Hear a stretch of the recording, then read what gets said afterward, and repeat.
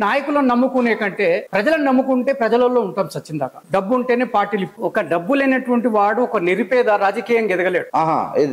ఎప్పుడు ఎదగలుగుతాడంటే ఎవరికైనా తొత్తుగా పనిచేయాలి, తల వంచి పనిచేయాలి, చెప్పులు మొయ్యాలి, ఛాయలు అందియాలి. కాంగ్రెస్ నిజంగా ఈ దేశాన్ని ఖరాబ్ చేసిందా? అసలు ఎలా కాంగ్రెస్ గురించి మాట్లాడే దమ్ము ధైర్యం ఎవరికి ఉండదు. అవునా? దేశాన్ని ముంచింది కాంగ్రెస్ అని అంటారు కదా. ఈశాన్ను ముంచింది అనేది అజ్ఞానులు, జ్ఞానం లేని వాళ్ళు. స్వలాభము, ఆస్తులు, అంతస్తులు. గాంధీ అయినా, సోనియా గాంధీ అయినా, రాహుల్ గాంధీ అయినా ప్రజల కోసం బతుకుతున్నటువంటి నాయకుడు. స్వలాభము, ఆస్తులు, అంతస్తులు, విదేశీ లగ్జరీ లైఫ్. వాళ్ళు ఏదో సోషల్ మీడియాలో చూస్తుంటాను, ఒక రోజు తిండి కోట్ల రూపాయలు అంట మోడీ. ఎవరి డబ్బు? నరేంద్ర మోడీ వలన ఏ పేదవాడికి ఏం జరిగింది? రామ మందిరం వల్ల ఎవరికి పేద? మోడీని అడిగే ప్రశ్నించి, అమిత్ షాని ప్రశ్నించే దమ్ము వరకు రాజ్యాంగాన్ని వాళ్ళు గౌరవిస్తలేరు. మంచి పీక్ స్థాయిలో ఉన్నాడు. అబ్కి బార్ మోడీ సర్కార్ అన్నటువంటి ఒక మాటతోనే వెళ్తా ఉన్నారు. 400 సీట్లు గెలుస్తామని ధీమా అంటారు. ఏ పార్టీ గెలిచేటువంటి అంచనాలు మీకు ఏమన్నా? పోయిన గవర్నమెంట్ కూడా ఈవీఎంల ద్వారా గెలిచిండ్రు అనేది సోషల్ మీడియా గానీ మేధావులు గానీ చెప్పారు. కానీ పట్టించుకోలేదు ఎవరు. కుల వ్యవస్థను, మత వ్యవస్థను అడ్డు చేస్తున్నట్టు. పేపర్ బ్యాలెట్ పెడితే గెలవరు. వీళ్ళు ఏంటంటే ఏ రూపకంగానైనా దొడ్డిదారినైనా సరే, దొంగదారినైనా సరే అధికారం రావాలనేది ప్రధానంగా పెట్టి. నాకు తెలిసి రాదు గవర్నమెంట్, బీజేపీ గవర్నమెంట్ రాదు అని సీట్లు. ఎందుకంటే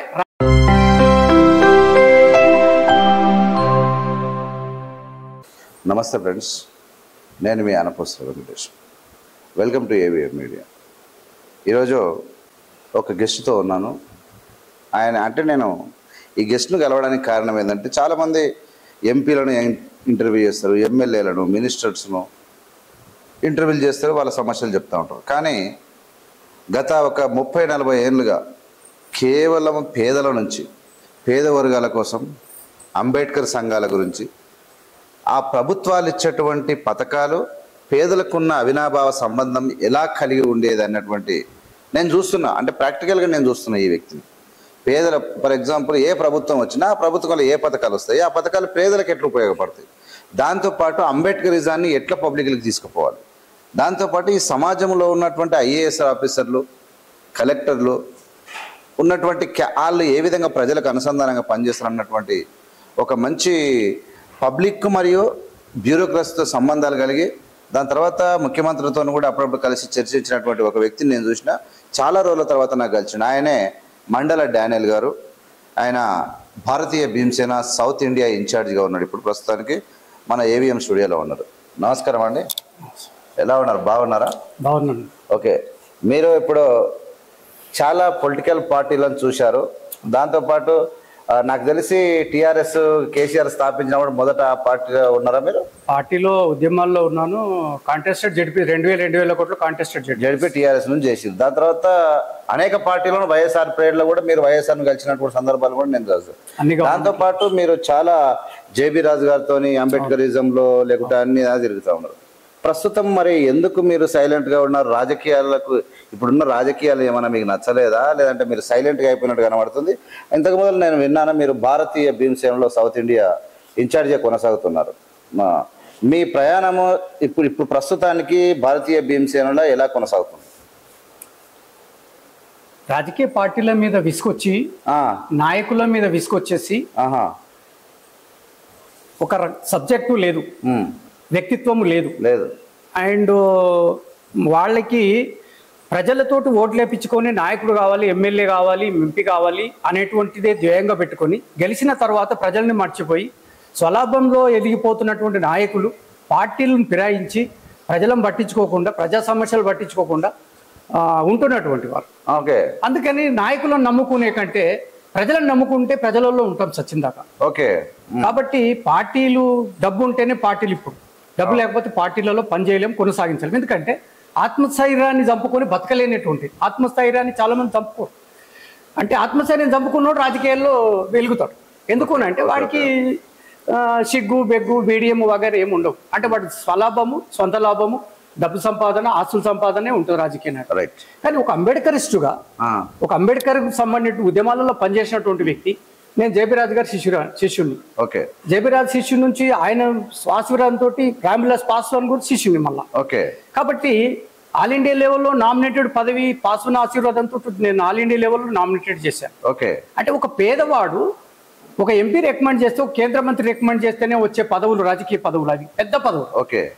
సింపుల్ కామన్ మ్యాన్ నేను ఒక జిల్లా స్థాయి నుంచి, ఒక మండల స్థాయి నుంచి, గ్రామ స్థాయి నుంచి, జిల్లా స్థాయి నుంచి, ఒక స్టేట్ స్థాయి ఉద్యమాలలో పనిచేసినందువల్ల గుర్తించి నాలాంటి వారికి ఎంతోమందికి మరి నామినేటెడ్ ఆల్ ఇండియా లెవెల్ పదవి ఇవ్వడం అనేటువంటి కేంద్రంలో ఉన్నటువంటి రామ్విలాస్ పాస్వాన్కి సాధ్యమైంది. ఎక్సలెంట్.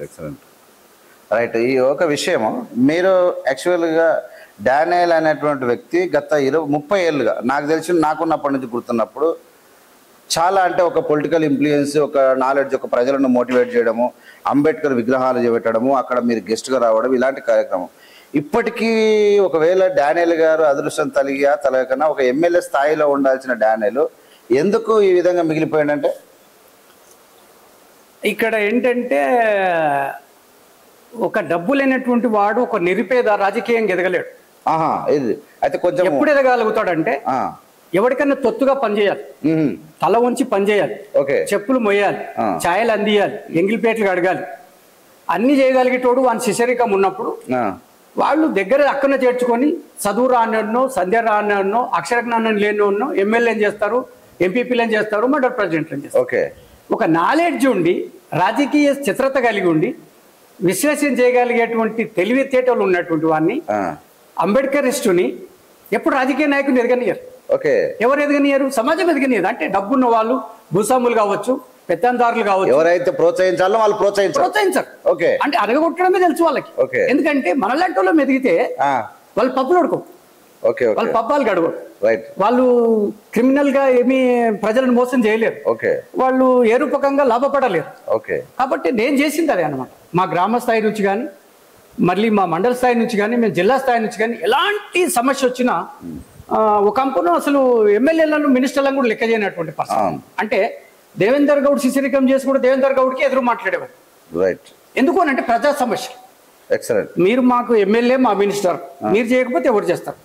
ఇగో ఈయనది ఈ సమస్య, ఈయనది ఈ సమస్య, ఈయనది ఈ సమస్య, నా చూసి దగ్గర ఉన్నాయి, కావాలంటే అడగండి, కావాలంటే ఆర్టీఓని అడగండి, ఎంఆర్ఓని అడగండి అని ప్రజల పక్షాన ప్రజల వద్దకు పాలనని చంద్రబాబు నాయుడు పీరియడ్లో దేవేంద్ర గౌడ్ ఎదురు మాట్లాడి వ్యవహారం చేసినందువల్ల నాకు ఒక సందర్భంలో జైలుకు పంపాడు. ఆయన హోమ్ మినిస్టర్ ఉన్నప్పుడు జైలుకు పంపాడు. అవునా? జైలుకు పంపాడు. 6 రోజులు జైల్లో ఉన్నా. అంటే దాని అర్థం ఏంటి? నేను ఆయన శిశిరికం చేసిన ప్రజా సమస్యలు పోరాటం చేస్తుంటే వారికి తీసుకొచ్చి నన్ను జైలుకు పంపించాడు. అయ్యో, సమస్య నేను ఏ తప్పు చేయకుండా నన్ను జైలుకు పంపించాడు. నేటి సమాజంలో, ఇప్పుడున్న సమాజంలో 30 ఏళ్ల కింద డానియల్ అయిన ఒక వ్యక్తి ఊర్లలో ఏం జరిగినా, హైదరాబాద్కు ఒక అంబేద్కర్ విగ్రహం పెట్టాలన్నా, లేదంటే ఒక మంచి లీడర్ని కలవాలన్నా, నాకు తెలిసి ఒక రంగారెడ్డి జిల్లా సరౌండ్ ఏరియాలో మిమ్మల్ని బాగా అప్రోచ్ అయ్యేవాళ్ళు. మీరు హైదరాబాద్కు తీసుకురావడము, లీడర్లతో కలిపేయడం, ఎమ్మెల్యేలతో కలిపేయడం, అదంతేందుకు 20 ఏళ్ల కింద నేనే మీ ఎంబడొస్తే రంగారెడ్డి కలెక్టరేట్ను పరిచయం చేయడం, అందులో ఆఫీసర్లను పరిచయం, ఈ విధమైనటువంటి పరిచయాలు బాగా కలిగినటువంటి డానియల్. అయితే ఆ కాలంలోనే ప్రశ్నించాలి అంటే ఒక ఎమ్మెల్యే మనకు సర్వీస్ చేయనికే ఉన్నాడు, ఆఫీసర్లు మనకు పని చేయనికనే ఉన్నారు అన్నటువంటి ఆలోచన కలిగినట్టు ఆ టైంలో ఉన్నారు మీరు. మరి ఈ టైంలో ఇప్పుడు సమాజంలో చాలామంది అసలు మీతో ఈక్వల్ నాలెడ్జ్ ఉండగలిగిన వాళ్ళు ఉన్నారంటారా? ప్రశ్నించే వాళ్ళు అంటే, ప్రశ్నించడం అంటే ఉత్తగా ప్రశ్నించి దండుకోవడం కాదు, ప్రజలకు సేవ చేయడానికి ఉన్నాడు. ఎట్లా అనిపిస్తుంది మీకు ఇప్పుడున్నలో? ఈ రోజులలో నిస్వార్థ సేవ చేసే వాళ్ళు చాలా తక్కువ, లేరు, లేనని చెప్తాను. నేను ఆ రోజుల్లో ఏంటంటే అసలు పెళ్లి చేసుకోవద్దు, సమాజ సేవ చేయాలి, ప్రజలకు సేవ చేయాలి, సమాజ సేవ చేయాలని ప్రాణాలకు దిగేసి పోరాటం చేస్తూ ఏదన్నా సమస్య వచ్చింది అంటే ఇది ఎవరు పరిష్కరిస్తారు? కలెక్టర్ ఆధీనంలో పరిష్కరించాలి.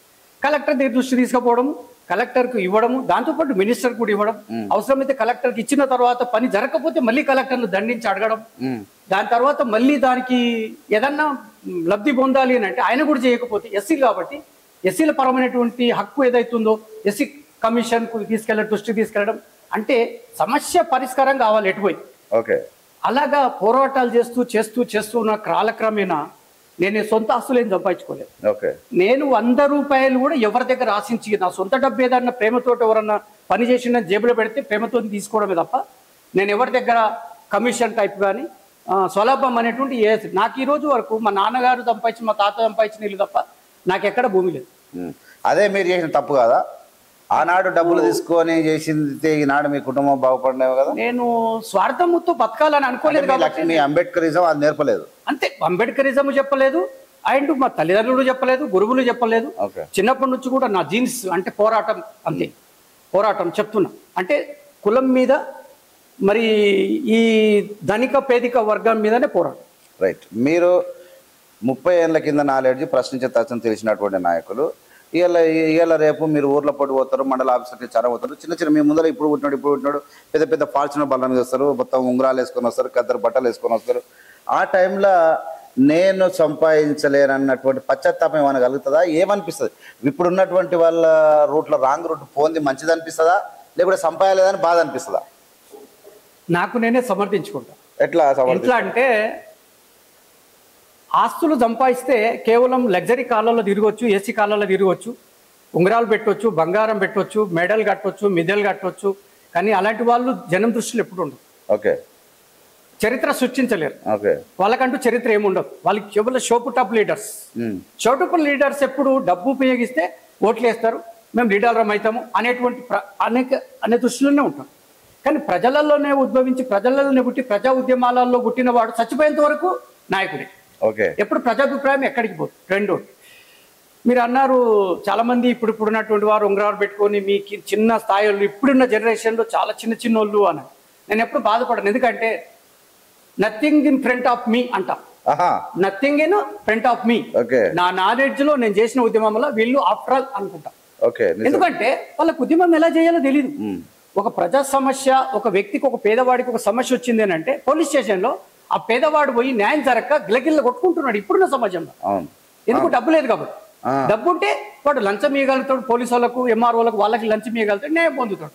వాళ్ళు లంచం తీసుకుని చేయగలుగుతారు. కానీ లంచం ఇవ్వకుండా ఒక పోరాట యోధుడుగా ఎవడైనా లీడర్ నిలబడి పేదోని పక్షాన్ని నిలబడితే న్యాయం జరుగుతుంది. కానీ ఈ రోజుల్లో ఎవరున్నారు అలా చేసేవాళ్ళు? నేను చేశాను అలాగా.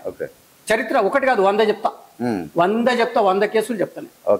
అంటే కొండిగారు రాములు గెలిపించి కూడా కొండిగారు రాములతో వ్యతిరేకం మాట్లాడి నేను ఆయనని వ్యతిరేకించినటువంటి పుష్పలీల గారితో కూడా పుష్పలీలతో నాకు రామదాస్ గారు అని వాళ్ళ హస్బెండ్ చాలా మంచి మిత్రుడు, మాకు పరిచయం ఉండేది. ఆయన కోఆపరేటివ్ జనరల్ మేనేజర్ గా ఉండేది ఆయన హైదరాబాద్.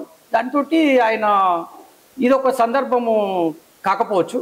అయితే తెలుగుదేశం గవర్నమెంట్ లో ఇబ్రాహిం టికెట్ ఎప్పుడైనా ఎవరెవరికి ఇచ్చేవారు, బయటి వాళ్ళకి. కానీ లోకల్ వాళ్ళకి ఇచ్చేవారు కాదు, కమ్యూనిస్ట్ వాళ్ళే లోకల్. అయితే దీని ప్రధానంగా వచ్చే వరకు పుష్పలీల ప్రస్తావనకు వచ్చే వరకు ఆమె కూడా హైదరాబాద్ మనిషి, కవాడిగూడలో ఆమె అమ్మగారు. రామదాస్ అన్న ఇబ్రాహంపట్నం కాబట్టి మాకు దళిత పక్కన దళిత లీడర్గా ఆయన పరిచయం, ఆఫీసర్గా. దాన్ని బట్టి ఎన్టీ రామారావు చంద్రబాబు నాయుడు ఉన్నప్పుడు చంద్రబాబు నాయుడు ఇబ్రాహంపట్నానికి బీజేపీ వాళ్ళకి అలవెన్స్ కింద ఇవ్వాలని చెప్పి దేవేంద్ర గౌడ్ చెప్పినప్పుడు దేవేంద్ర గౌడ్ ఎవరినో ఒక బీనామీ క్యాండిడేట్ ఎవరినో నా మాటింటోలో పెట్టుకుంటే, ఒక డమ్మీ క్యాండిడేట్ పెట్టుకుంటే బాగుంటుందని అనుకున్నాడు ఆయన. కొల్లపడకల్ చంద్ర సీనియర్ లీడర్, నా సీనియర్ ఆయన. కానీ మరి ఆయనకి టికెట్ ఇవ్వలేదు, ఎందుకంటే మంచి కరడుగట్టి నాయకుడు ఆయన, నా సీనియర్ ఆయన. మరి ఆయనకి ఇవ్వకుండా అలాంటి వాళ్ళు ఇంకున్నారు, నాలాంటి వాళ్ళు కూడా ఉన్నారు, మాకు ఇవ్వలేదు కదా. ఎందుకనంటే మేము అంబేద్కరిస్టులము, కరడుగట్టినటువంటి కార్యకర్తలు. ఎవరినైనా ఎదిరించే దమ్ము ధైర్యం ఉన్నోళ్ళు మాకు ఇవ్వరు. ఎందుకు ఇవ్వరు అంటే డమ్మి క్యాండిడేట్లకు ఇచ్చుకుంటే చెప్పినట్టు వింటారు అనేది వాళ్ళ ఉద్దేశం. కాబట్టి తెలుగుదేశం భవన్కి పోయి మరి అక్కడ నామినేషన్ అంటే ఏం జరుగుతుంది అని చెప్పి ఒక మామూలు అమ్మాయి అప్లికేషన్ ఏనిక పోయేటప్పుడు ఆ మెంబడి ఈమె పోయింది.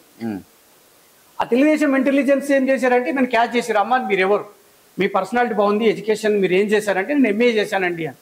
అలా మీ హస్బెండ్ ఏంటంటే బ్యాంకు, అంటే మీ బ్యాక్గ్రౌండ్ ఏంటి అని అంటే మా కంకర చంద్రయ్య ఎవరైతే సంధ్య థియేటర్ కంకర చంద్రయ్య ఎవరో ఉన్నారు థియేటర్ యజమాని మా తాతగారే, మేము కూడా ఉన్నోళ్ళమేనండి, లేనోళ్ళం ఏం కాదని అంటే, అరే ఆ ప్రయత్నం ఏదో మీరే చేసుకోండి, ఇబ్రాహంపట్నానికి టికెట్ మీకు వస్తుంది కదా అని చెప్పారు.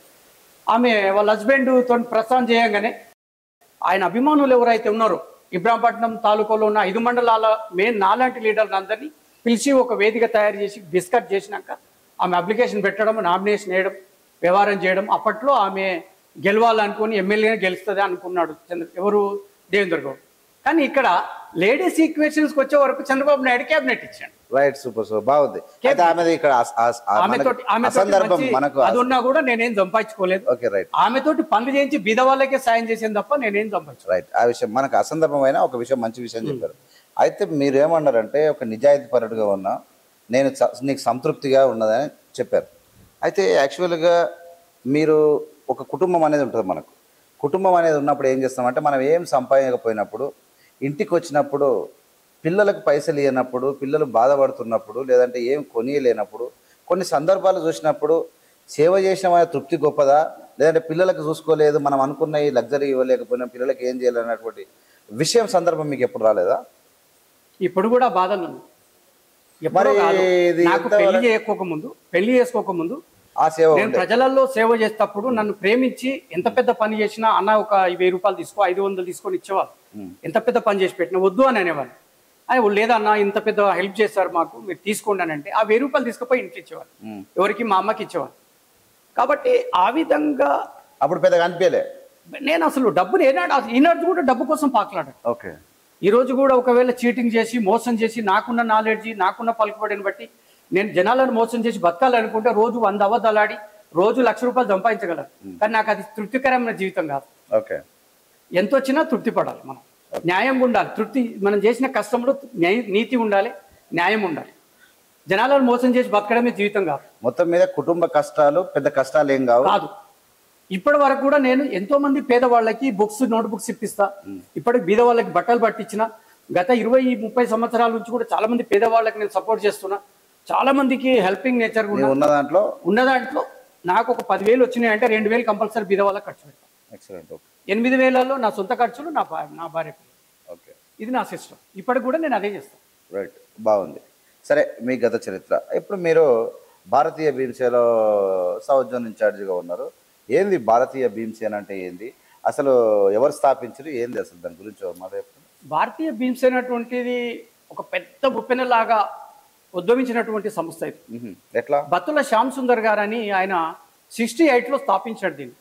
నైజాం రాజు ఉన్నాడు ఆ కాలంలో. నైజాం రాజు కాలంలో మినిస్టర్ గా పనిచేసిండు ఆయన. అంబేద్కర్ ను హైదరాబాద్ కు తీసుకొచ్చినటువంటి చరిత్ర ఈ యొక్క Battula Shyam Sundar.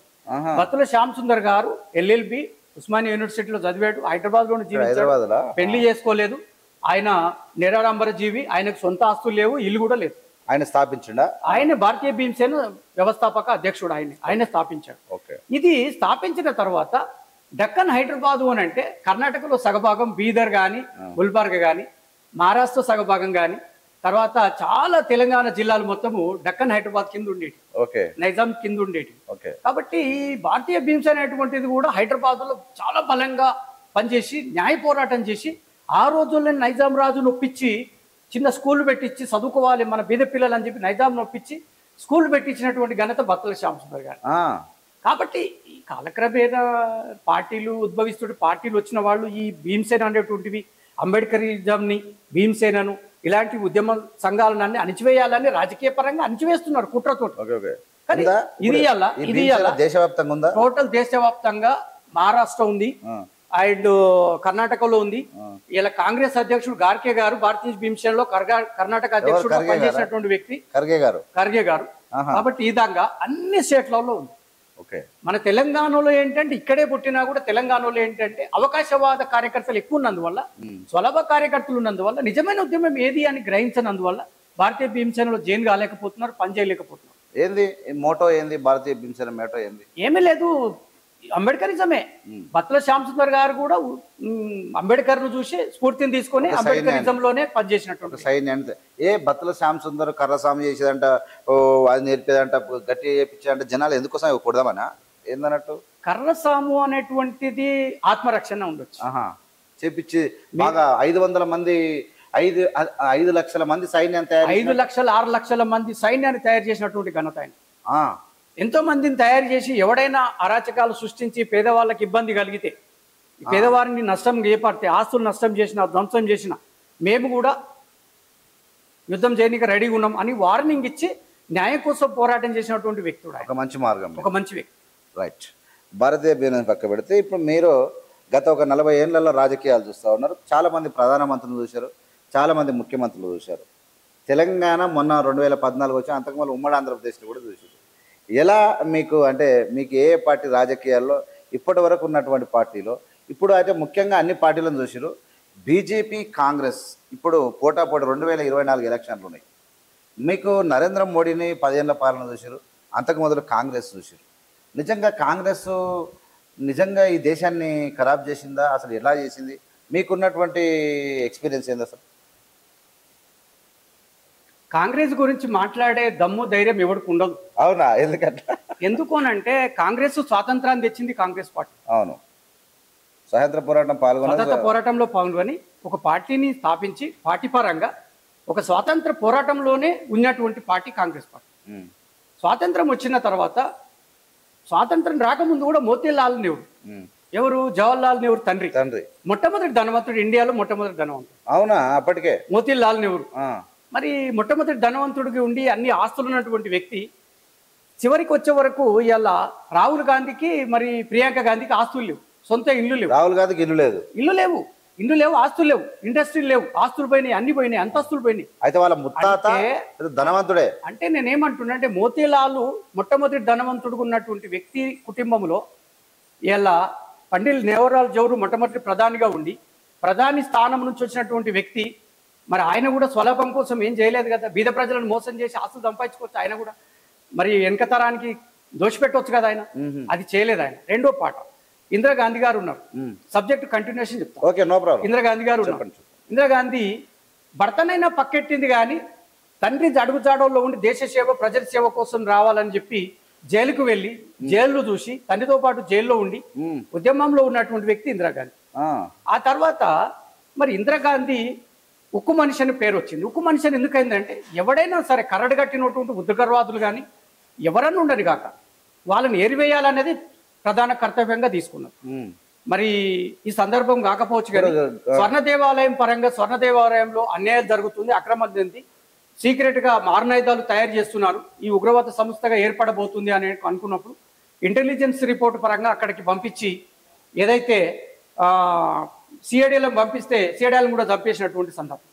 Blue star operation అని చెప్పి పేరు పెట్టి ఇంచుమించు సైనికులు 300 మంది, వాళ్ళు ఒక 300-400 మంది, టోటల్గా అంతమంది మరణం చెందినటువంటి ఆ ఉద్యమం బ్లూ స్టార్ ఆపరేషన్ ఇందిరాగాంధీ ఆధ్వర్యంలో జరిగింది. అది దీన్ని సిక్కులు మాకు అన్యాయం జరిగింది, మా గుడి మీద దాడి చేసిండ్రు, మా గుడి మీద అది చేసిండ్రు అనే దాని మీద దృష్టిలో పెట్టుకొని జైల్ సింగ్ మరి ప్రెసిడెంట్ ఆఫ్ ఇండియా ఉన్నప్పుడు వాళ్ళు ఏదేమైనా సరే మేము చంపేయాలి అని నిర్ణయించుకొని ఆమె సొంత గాడ్స్కే చెప్పి చంపిన తర్వాత నేను ఉరికంబం ఎక్కకుండా కేసులు ఎరగకుండా నేను కాపాడతామని వాళ్ళకు నచ్చ చెప్పినందువల్ల సొంత గాడ్సే ఆమెను గాలి చంపడం జరిగింది.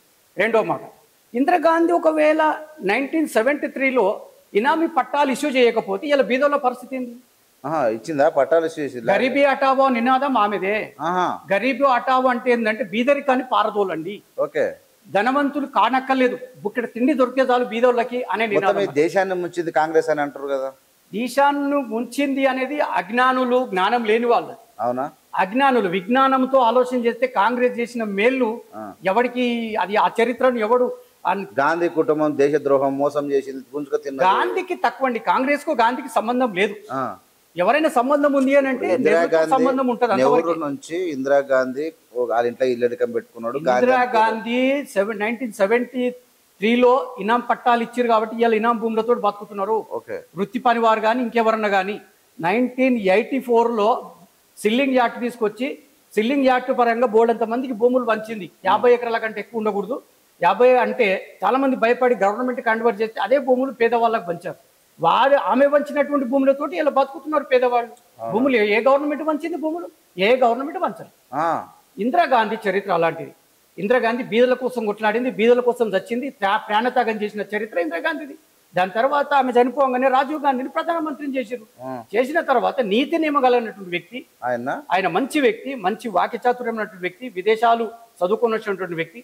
అలాంటి వ్యక్తి మరి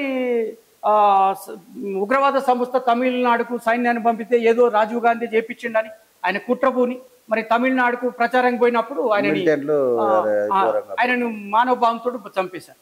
అంటే కాంగ్రెస్ లో చూడండి ఈరోజు ఆమె ఉగ్రవాదులు నంచివేసినందువల్ల ఆమె చనిపోయింది. ఇందిరాగాంధీ, రాజీవ్ గాంధీ కూడా ఉగ్రవాద సంస్థలు నంచివేయడానికి సపోర్ట్ చేసి శ్రీలంకకు సైన్యం పంపితే ఈయనేదో చేయమని చెప్పలేదు కదా. అక్కడ ఏం జరిగిందో ఈయనకు తెలియదు. కానీ మా శ్రీలంకకు ఈయన ఎందుకు పంపాలి సైన్యాన్ని? సహకారం అనేది జరిగేది అప్పటి నుంచి కూడా పంపిండొచ్చు. అక్కడ ప్రధాని అడిగితే ఈయన పంపాడు. మీరు చెప్పినటువంటి మాటకు ఒకటి ఎగిపోయి వచ్చింది. ఈ రోజే ప్రియాంక గాంధీ మాట్లాడింది, గాంధీ కుటుంబం ఈ దేశాన్ని దోసుక తిన్నది, వారసత్వంగా వస్తుంది అంటే ప్రియాంక గాంధీ ఒక మాట అన్నది. ఏమన్నదంటే మాకు ఆ వారసత్వంగా వచ్చింది వీర మరణమే తప్ప మాకేంది కూడా రాలేదని ప్రియాంక గాంధీ అంటే దేశం మొత్తం కళ్ళు తెరిచి చూసింది. వాస్తవం. మా నాన్నమ్మ వీరమరణం పొందింది, మా నాన్న వీరమరణం పొందింది, ఈ దేశంలో మా అమ్మ మా పుస్తెల తాడు మేము గుంజుకోవడం కాదు, మా నాన్నమ్మ మా అమ్మ పుస్తె తెంపి ఈ దేశానికి అర్పించిందని చెప్పింది. దాన్ని ఎలా చూస్తారు మీరు? వాస్తవానికి మాట్లాడింది, వాస్తవమే మాట్లాడు. అవునా? ఆమె తప్పు మాట్లాడాలి, వాస్తవం మాట్లాడంటే ఈ రోజు నోరు తెరిచింది ఆమె. ఎప్పుడో తెరవాలి, సోనియా గాంధీ తెరవాలి, ఆమె తెరవాలి, రాహుల్ తెరవాలి. కానీ వాళ్ళ గురించి వాళ్ళు గొప్పలు ఎప్పుడు చెప్పుకోరా? వాళ్ళు ఎప్పుడు చెప్పుకోరు. గుర్తుపెట్టుకోండి, ప్రజల గురించి మాట్లాడతారు, ప్రజా సంక్షేమాల గురించి మాట్లాడతారు, ప్రజా ఉపయోగాల గురించి మాట్లాడతారు. ఎక్కువ అసలు మాట్లాడరు. వాళ్ళ సొంతం గురించి వాళ్ళు ఎప్పుడు చెప్పుకోరు. వాళ్ళని ఎంత అవమానపరిచినా ఎవరు ఏం చేసినా. ఒక మాట సందర్భం మీకు చెప్తాను. కాంగ్రెస్ గవర్నమెంట్ వచ్చింది, మన్మోహన్ సింగ్ మొదటి ప్రధానమంత్రి అయ్యింది. అది సోనియా గాంధీ కావాలి కదా, మన్మోహన్ ఎందుకు చేయాలి? అవును కదా. మరి సోనియా గాంధీ ప్రధానమంత్రి కావచ్చు అని ప్రతిపక్షాలు, బీజేపీ తదితర పార్టీలన్నీ విదేశీరాలు అవమానపరిచిన ఆమె ఒక్కించడంతా కూడా మాట్లాడకుండా, కనీసం ఆమె మీడియా ప్రెస్ కూడా ఆమె ఇంటర్వ్యూ ఇవ్వకుండా ఆమె వద్దని చెప్పి మన్మోహన్ చేసింది ఆమె. అంటే నిస్వార్థం, పదవి మీద వ్యామోహం లేదు వీళ్ళకి. ఇప్పటికి కూడా ప్రియాంక గాంధీ అయినా, సోనియా గాంధీ అయినా, రాహుల్ గాంధీ అయినా ప్రజల కోసం బతుకుతున్నటువంటి నాయకులే. స్వలాభము, ఆస్తులు, అంతస్తులు, విదేశీ లగ్జరీ లైఫ్. ఇవాళ ఏదో సోషల్ మీడియాలో చూస్తుంటాను, ఒకరోజు తిండి కోట్ల రూపాయలు అంట మోడీ. ఎవరి డబ్బు? ఎవరి డబ్బు? ఎవరి డబ్బు? ఎవరి డబ్బు అన్యక్రాంతం చేస్తున్నారు. మోడీ తిరిగిన అన్ని విదేశాలు ఏ ప్రధానమంత్రి తిరగదు. ఎవరి డబ్బు? ఒక సైడు నిరుద్యోగ సమస్య పెరిగిపోతుంది, ఒక సైడు ఉగ్రవాద సమస్యలు పెరిగవుతున్నాయి, ఒక సైడు మత కల్లోలు సృష్టిస్తున్నారు. దీని వల్ల దేశానికి ఉపయోగం ఏం జరుగుతుంది? ఏం జరుగుతుంది? దేశాభివృద్ధి. ఇప్పుడు ఇండియా నుంచి బోడంత మంది విదేశాలకు వెళ్తున్నారు. ఎవరు వెళ్తున్నారు? ఇక్కడ చదువుకున్నటువంటి యువకులు వెళ్తున్నారు, ఎడ్యుకేటెడ్స్ వెళ్తున్నారు. తిరిగి మళ్ళీ రావట్లేదు. గ్రీన్ కార్డు కలిగి అక్కడే ఉంటున్నారు, కానీ తిరిగి వస్తలేరు. ఎందుకు? ఇండియాకి. అంటే ఇక్కడ సంస్కృతి నచ్చకనా? ఇక్కడే పుట్టి పెరిగిన వాళ్ళు కదా, ఎందుకు మళ్ళీ తిరిగి ఇండియాకి రావట్లేదు? ఎందుకు? అక్కడి సంస్కృతి కానీ, అక్కడి పద్ధతి కానీ, అక్కడ వాళ్ళు రిసీవ్ చేసుకునే పవర్ కానీ, అక్కడ ఉన్నటువంటి ప్రేమ కానీ, అభిమానం కానీ, వాళ్ళకు అక్కడ ఉన్నటువంటి ఆర్థిక వనరులు కానీ వాళ్ళని అక్కడే కట్టిపడేస్తున్నాయి. అంతే. ఇక్కడ మొత్తం తలకాయ నొప్పి, తల కులాలు ఏముంది? పొద్దున్న కులము మతము రెండే కనపడుతున్నాయి. డెవలప్మెంట్ ఏముంది? కులము మతము రెండే. నరేంద్ర మోడీ మొత్తం దేశాన్ని మొత్తం అయిపోయింది, అభివృద్ధి చేసినట్టు ఏం చేయలేదా? ఒకటి వెంకట్ గారు, నేను ఒక మాట చెప్తాను ఏంటంటే, నరేంద్ర మోడీ వలన ఏ పేదవాడికి ఏం జరిగింది? నరేంద్ర మోడీ వలన ఒక రామ మందిరం కట్టిండుగా. రామ మందిరం వల్ల ఎవరికి ఉపయోగం? భక్తులకు ఉపయోగం. రాముని పూజించే భక్తులకు ఉపయోగం ఉండొచ్చు, కానీ దేశానికి మొత్తం ఉపయోగం జరగదు. భక్తులు పోతలేరుగా. ఈ రామ మందిరం వాళ్ళకే అడగాలి. 300 మంది అంటారు రోజు. వాళ్ళనే అడగాలి. అది నాలాంటి వాళ్ళని అడిగితే అది బాగుండదు. అది వాళ్ళని ఎందుకు కట్టారు ఏంటి అనేది వాళ్ళని అడగాలి. సరే, గుడి కట్టడం తప్పులేదు. రాముడు ఒక ఆదర్శ పురుషుడు. రైట్. రాముడిని ఆదర్శంగా తీసుకోవాలి, మనం అందరం మొక్కాలి. కానీ రాముని పేరు చెప్పి రాజకీయం చేయొచ్చా? రాజ్యాంగంలో లేదు. మతపరంగా కానీ కులపరమైనటువంటిది పెట్టి నువ్వు ఒక నాయకుడు కాలేవు అని చెప్పి అంబేద్కర్ కూడా చెప్పాడు. కానీ అది చేయకూడదని రాజ్యాంగంలో ఉన్న రాజ్యాంగాన్ని వాళ్ళు లెక్క చేయట్లేదు. సరే, అది మొత్తం పక్కన పెడితే నరేంద్ర మోడీ స్కీములు మీకు నచ్చినవి ఏంటివి, నచ్చనివి ఏంటి? నాకు ఏవి నచ్చలేదు. అది ఒకటే నేనేం చేస్తానంటే, పాకిస్తాన్లో మన వాడు, అతని పేరేంటి, అతను పోయి ఫ్లైట్ తీసుకొని పోయి అతను పడినప్పుడు, అతను ఏదో పేరు ఉంది, వాడి పేరు ఏదో ఉంది, అతను ఉన్నాడు పాపము, అతని పేరు. ఆ విషయంలో స్పందించి పాకిస్తాన్ గవర్నమెంట్ తో మాట్లాడి ఇండియాకి అభిమాన్య సింగ్ ఆయన పేరు, అభిమాన్య ఉంది, ఆయనని మళ్ళీ ఇండియాకి రప్పియడంలో ఘనత, గొప్ప విషయం, ఒప్పుకుంటాం. ఇవాళ చాలా మంది చెప్తున్నారు ఎట్లా చేస్తే వచ్చినట్టు అభిమాన్యం డైరెక్ట్ ఏదో బై మిస్టేక్గా పడ్డాడు, కాల్ చేయలేదు అంతే, అనువాదం పంపమంటే పంపారు. అది మనమైనా చేస్తాం, అందులో గొప్పతనం ఏముందో నాకేం కనవాలి. కానీ సరే, అంటే పాకిస్తాన్ అనేటువంటిది ఉగ్రవాదపరమైనటువంటిది ఇండియాకి ఎప్పుడు శత్రువుగానే ఉంటుంది కాబట్టి ఆ దేశంలో కూడా డానియల్ గారు, ఆ దేశంలో కూడా ఉగ్రవాదులు బాంబులు పాకిస్తాన్ కూడా వెళ్తాయంటే, ఇండియాలో కాదు. కొంతమంది అవార బ్యాచ్ ఉంటుంది, అది కొంతమంది పగలగాళ్ళు ఉంటారు. ఇండియాలో మన గోగుల్చాటులో హైదరాబాద్లో వెళ్ళినట్టు, లేదంటే లుంబిని పార్క్ కాడ వెళ్ళినట్టు పాకిస్తాన్లో అనేక సార్లు వెళ్ళినాయి. వెళ్తుంది అంటే వేరే దేశాలు కాదు, అక్కడ కూడా చేస్తారు అవన్నీ. దానికి మనము అలాంటి వాటిని కొద్దిగా అంటే ఇప్పుడు అక్కడ నుంచి ఇప్పుడు ప్రధాని మోడీ పట్టించుకుంటేనే ఆయన రాగలిగిండు అనేది అప్పటి వార్త. కాబట్టి అదే కదా, ఆ గొప్పతనంతోనే ఇలా ఓట్లేస్తామంటారు కదా. మళ్ళీ గొప్పతనం అంటే ఒక మాట చెప్తాను, ఆయన గోద్రా అల్లుళ్ళు ఉన్నాయి గుజరాత్లో. గోద్రా అల్లుళ్ళు అంటే ట్రైనే గాలి పెట్టేస్తారు. ఎవరు గాలి పెట్టారు? ఈయన సీఎంగా ఉన్నాడు అక్కడ. రామ్విలాస్ పాస్వాన్ అప్పుడు మంత్రిగా ఉన్నాడు కేంద్రంలో, ఈయన సీఎంగా ఉన్నాడు. ఆ జరిగిన అల్లర్లకు రాజవిలాస్ పాస్వాన్ గారు న్యాయ పోరాటం చేయాలి, దీని మీద ఎంక్వైరీ చేయాలని చెప్పి రిజైన్ చేసిండు మంత్రి పదవి. ఆయన మంత్రి పదవిని పక్కన పెట్టేసి రామ్విలాస్ పాస్వాన్ గారు రిజైన్ చేసినా కూడా ఆయన మీద ఎవరు చర్య తీసుకోలేదు. ఈయన పట్టించుకోలేవు. ఇప్పుడు కేసే లేదు ఆయన మీద. కారకుడు మోడీ అని చెప్పి అంత ప్రపంచం అంతా కోడే కూర్చుంది. ఇవాళ మణిపాల్ ఉంది, మణిపాల్ అమిత్ షా మోడీ అనే చెప్తున్నారు. మణిపూర్ అల్లాలు దేనికోసం జరిగినాయి? దేనికోసం అంటే అక్కడున్న వర్గ పోరాటం వలన అని అంత ఘోరాతి ఘోరం జరిగిన ఈయన పోయి కన్నెత్తి కూడా చూడలే, ఆడికి పోలేదు. మీరు ఆలోచన చేయండి, ఎందుకు ఒక ప్రధానిగా కనీసం స్టేట్మెంట్ ఇవ్వాలి కదా, అది కూడా స్టేట్మెంట్ ఇవ్వాలి కదా, వెళ్ళి సందర్శించాలి కదా, పరామర్శించాలి కదా, శాంతి స్థాపన జరిపించాలి కదా. మనిషిలో 10 మంది ప్రాణాలు పోవడం వేరు, అక్కడ గవర్నమెంట్ బీజేపీ మహిళలను బయటకు తీసుకపోతే ఒక ప్రధానమంత్రికి సిగ్గుసేటు అనేది కూడా అనిపిస్తుంది. చాలా వరకు వీడియోలు బయటికి రాలేదు. నాకు తెలిసినటువంటి వేరే ఒక సంస్థ వాళ్ళు వెళ్ళారు, నా ఫ్రెండే అతను, సంస్థ వాళ్ళు వెళ్ళారు, ఉమెన్ రైట్స్ అనేటువంటి వాళ్ళు సంస్థ వెళ్ళాడు, ఒక నాయక్ వెళ్ళాడు, రాకేష్ నాయక్ అని. అక్కడ వెళ్ళి ప్రజెంట్ అక్కడ ఉన్న గవర్నమెంట్ ఆఫీసర్ సపోర్ట్ తీసుకొని అక్కడ వెళ్ళి మొత్తం సర్వే చేస్తే ఆయన అక్కడ నుంచి పంపిస్తే ప్రాబ్లం అవుతుందని చెప్పినందువల్ల ఇక్కడికి వచ్చినాక మాకు చూపించాం వీడియోస్.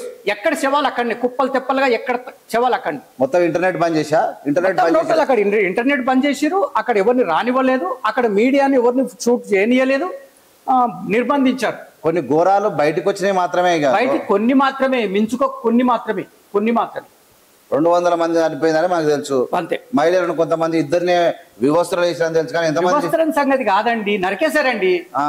అటు సోషల్ మీడియాలో చూసాం మనం, చాలా వచ్చినాయి సోషల్ మీడియాలో, నరికేశారు.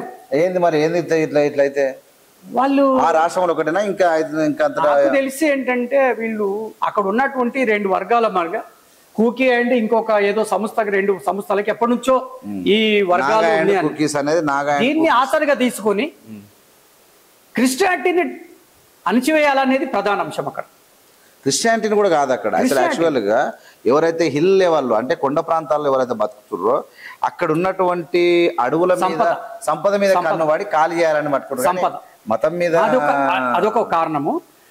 ఈ సంపద ఏదైతుందో, ఖనిజ సంపద ఉందో, ఖనిజ సంపద దోసుకోవాలంటే వీళ్ళు ఎక్సెప్ట్ చేయట్లేదు, అంగీకరించట్లేదు. మా సంపదను ఎవరిని కానివ్వమని, ఎవరికి ఏ గవర్నమెంట్ వచ్చినా వాళ్ళ సంపద మేమే వినియోగించుకోవాలి, బయటికి మేము పోనీయం, మైనింగ్ తీయనీయం, ఏ ఖనిజాలు ఎక్కడికి బయటకు వెళ్ళకూడదు అని చెప్పి వాళ్ళది ఒక వాదన జరుగుతోంది ఏళ్ల కొద్దిగా.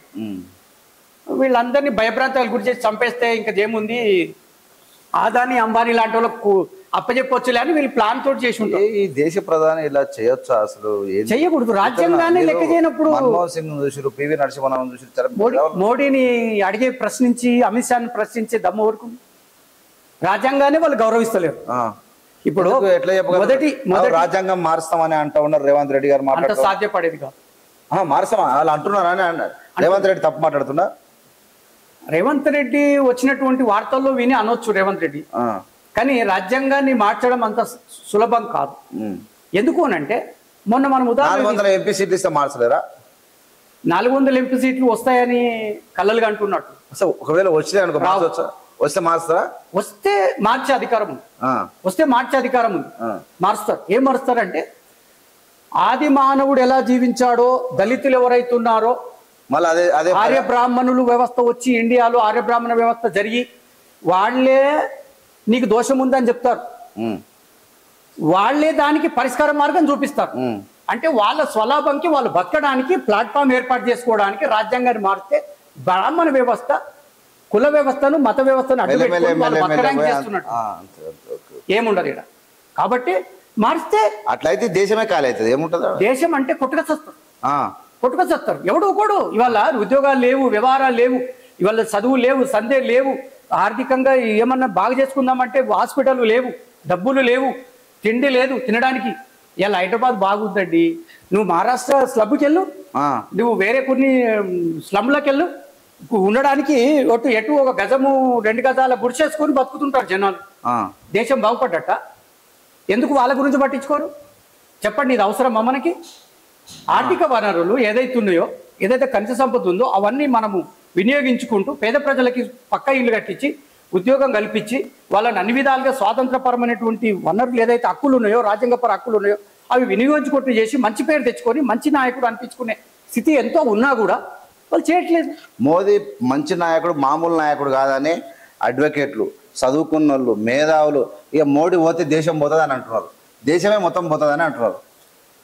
చాలా మేధావులు. అది వాళ్ళ స్వార్థంతో మాట్లాడుతున్నమాట. అంతేనా? వాళ్ళ స్వార్థం అంటే వాళ్ళకి ఆర్ఎస్ఎస్ తోటో లేకపోతే బీజేపీ తోట అనుబంధ సంస్థలుగా ఉంటారు వీళ్ళు. ఓకే. అడ్వకేట్లు అంటే కానీ మామూలు ఈ మధ్యలో మామూలు జనాలు స్టార్ట్ చేసిరు. తెలియదు, పిచ్చుకోళ్ళు. అరే మోడీ దేశాన్ని కాపాడుతున్నాడు, పిచ్చుకోళ్ళు. నాలెడ్జ్ పరంగా బుక్లెట్ చదవండి.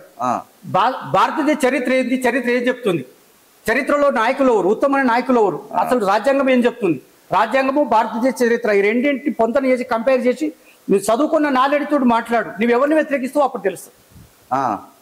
అంతేగాని ఇప్పుడు చాలా అసలు ఊర్లలో చూస్తే వెంకట్ గారు ఒకటి ఏంటంటే అండర్ గ్రౌండ్ ఇది ఓపెన్ సీక్రెట్, ఇది ఎవరు బహిర్గతం చేయరు. వాళ్ళ ప్రాబల్యమే నడవాలి, ఏ బీదవాడు ఎదురు మాట్లాడదు. అది అంబేద్కర్ కావచ్చు, రాజ్యాంగం కావచ్చు, ఇంకేదైనా కావచ్చు, మాకు సంబంధం లేదు. మా మాటే నడవాలి.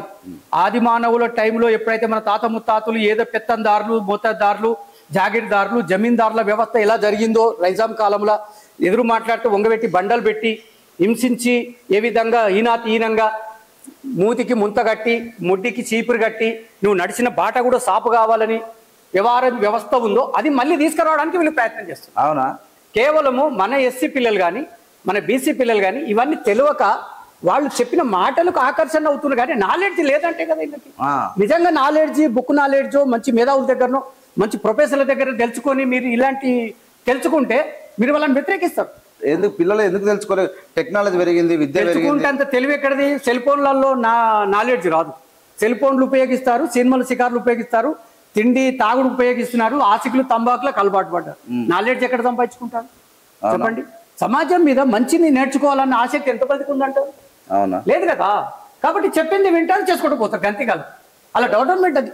వాళ్ళ ఇంట్లో ఒక కార్యకర్త అవతలోని కొట్టైన కేసులకు వెళ్ళిపోతాడు, కానీ వాని ఇంట్లో తల్లిదండ్రికి తిండి పెట్టాడు, వాడు పని చేయడు, రోడ్డు మీద తిరుగుతుంటాడు. రోడ్డు మీద ఎందుకు తిరుగుతున్నాను అని మాత్రం ఆలోచన చేయడు.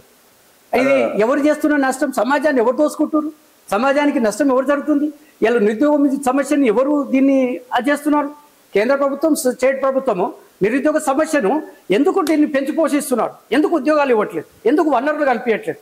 రాజ్యాంగపరమైన హక్కులు బీసీలకు, ఎస్సీలకు ఎందుకు వీళ్ళు వినియోగం స్టార్ట్ చేస్తలేరు? ఎందుకు అని అంటే మభ్య పెట్టాలి, వీళ్ళని ఇట్లనే బీదోళ్ళుగా బతకనివ్వాలి, బీదోళ్ళుగానే ఉండాలి, ఆర్థికంగా ఎదగొద్దు, సామాజికంగా ఎదగొద్దు, రాజకీయంగా ఎదగొద్దు, ఏ రూపకంగా ఎదగొద్దు, మేము చెప్పినట్టే వినాలి అనేటువంటిది వాళ్ళ దృష్టిలో ఉంది కాబట్టి చేస్తున్నారు. Right, correct. అయితే మీరున్నప్పటి నుంచి లీడర్షిప్ లో కూడా అప్పటి లీడర్ అయిన మందకృష్ణ మాదిగని మీరు చూస్తూ ఉన్నారు, అప్పటి లీడర్ అయిన ఈటెల రాజేంద్రని చూస్తూ ఉన్నారు.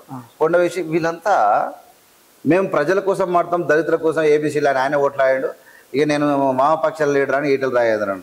ఇద్దరు పోయి మోడీ కన్నా మించినోడు ప్రపంచంలో ఎవరు లేరు అంటూ ఉన్నారు. మందకృష్ణ మాదిగ అంటున్నాడు, ఈటెల రాజేంద్ర అంటున్నాడు. వీళ్ళే ప్రపంచంలో మోదీకి మించిన నాయకుడు పుట్టలేదు అంటూ ఉన్నారు. వీళ్ళని ఎట్లా చూడాలి నాకు అదే అర్థం కాకుండా అయిపోయింది. వాళ్ళ మందకృష్ణ అంటే గౌరవం ఉంది, ఎందుకంటే న్యూ ఎమ్మెల్యే క్వార్టర్స్ లో రూమ్ నెంబర్ 81 వాళ్ళ ఉద్యమానికి స్ఫూర్తి ఆఫీస్ అది. నేను కూడా ఆఫీస్కి వెళ్ళేవాడిని. ఆయన లెటర్ యాడ్లు తీసుకొని ఉద్యమం నరేంద్ర మోడీ తానికి చేరింది. నరేంద్ర మోడీ తానికి చేరిందని అంటే ఆయన ఈ యొక్క ఇన్ని సంవత్సరాల ఉద్యమంలో నేను సాధించలేకపోయాను, ఏబిసిడి సాధించలేకపోయాను, కనీసం రూలింగ్ గవర్నమెంట్ లో ఉన్న మోడీ అన్న సాధించి నాకు ఏదైనా చేస్తే ఒక చరిత్రలో అంబేద్కర్ లాగా పేరు వస్తుంది, ఓ జడ్జిండ్రాలకు పేరు వస్తుందని ఆశపడ్డాడు. అంత సీన్ లేదు, ఒకే మాట ఆశపడి మోడీని గొప్పవడానికి పొగుడుతున్నాడు. ఇవాళ మొన్న పుష్పలీల గారు మాజీ మినిస్టర్ గారు కౌంటర్ వేశారు మందకృష్ణకి.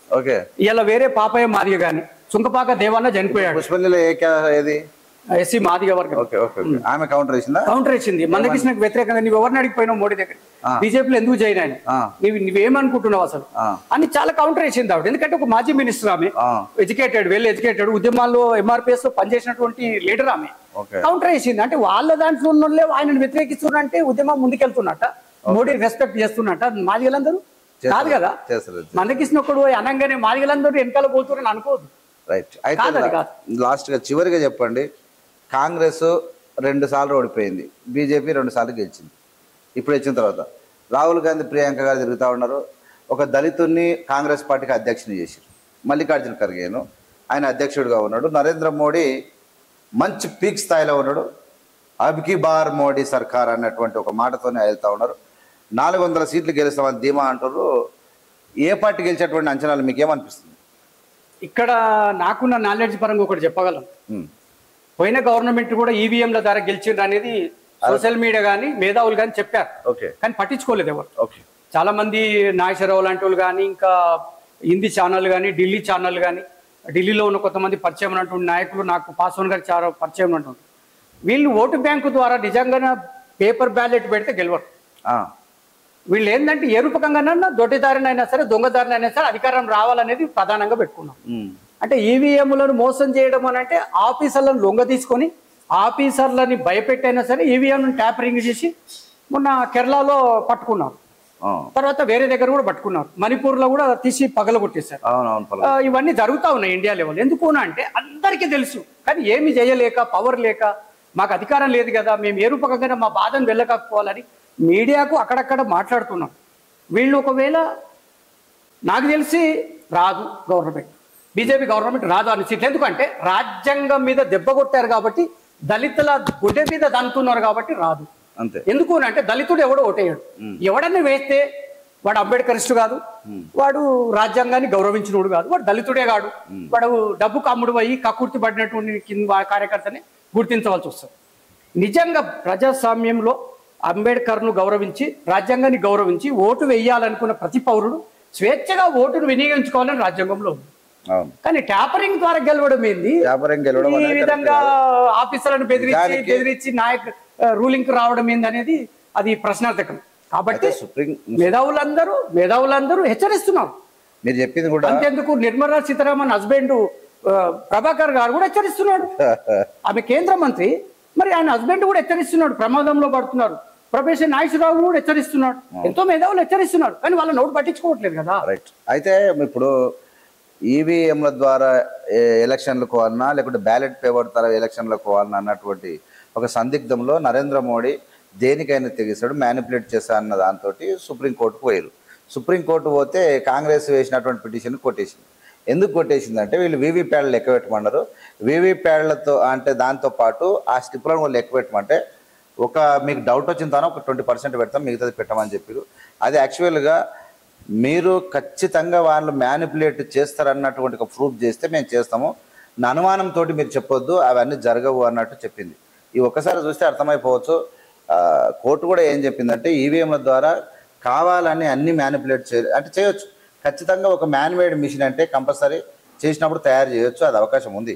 కానీ కోర్టు ఏం చెప్పిందంటే టోటల్గా చేయడం అంటే ఇంత పెద్ద సమాజంలో 140 కోట్ల జనాభా ఉన్నటువంటి ఈ దేశం లోపల అన్నిటికీ కూడా స్లిప్పులు పెట్టడం అసాధ్యము.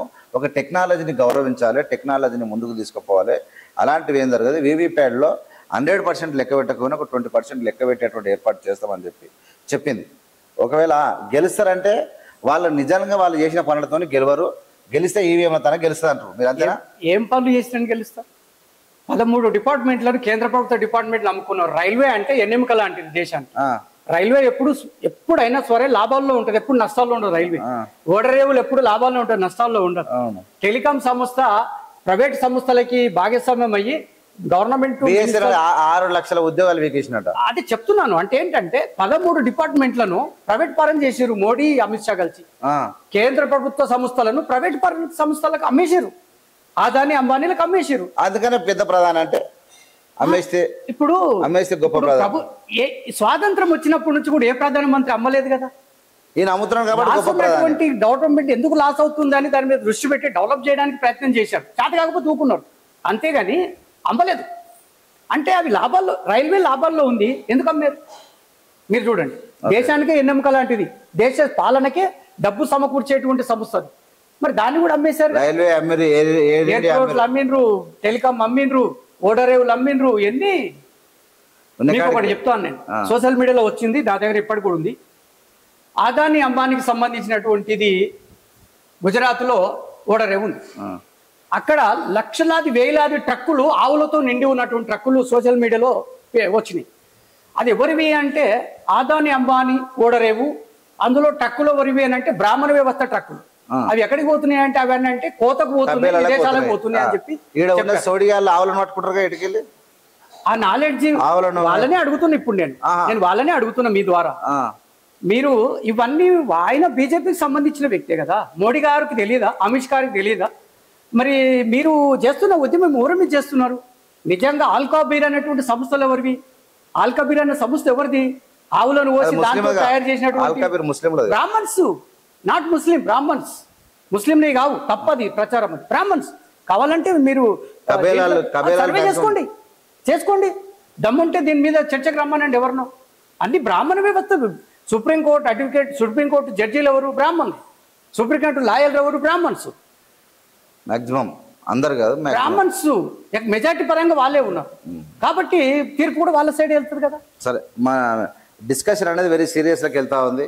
సరే, ఏదేమైనా అటు మీ 40 ఏళ్లలో ఉన్నటువంటి పేదరికాలకు సంబంధించిన కొన్ని విషయాలు, మీ ఫ్యామిలీకి సంబంధించిన కొన్ని విషయాలు, తర్వాత భారతీయ భీమసేన గురించి, ప్రస్తుత రాజకీయాల గురించి, కాంగ్రెస్ విషయాల గురించి అనేకమైన విషయాలు మాట్లాడే అవకాశం దొరికింది. ఇంకా మళ్ళీ అవకాశం వస్తే ఒక మంచి అంశం మీద ప్రజల ముందుకు వస్తాం. ప్రజా సమస్యలను భవిష్యత్తు కోసం, భవిష్యత్ తరాల కోసం మంచి విషయాలను అందించడానికి మీ దానికి కాంటాక్ట్ అవుతాం. Thank you very much. మీరు మా ఏవిఎం స్టూడియోకి వచ్చి మంచి విషయాలు చెప్పినందుకు ధన్యవాదాలు. Thank you very much.